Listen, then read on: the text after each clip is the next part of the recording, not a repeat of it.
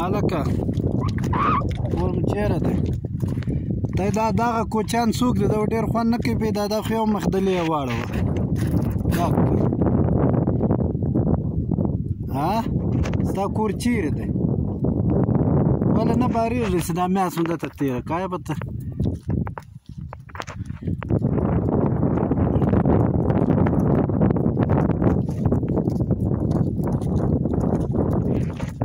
څو زیږېدی دی ها له شپاړسو زو سره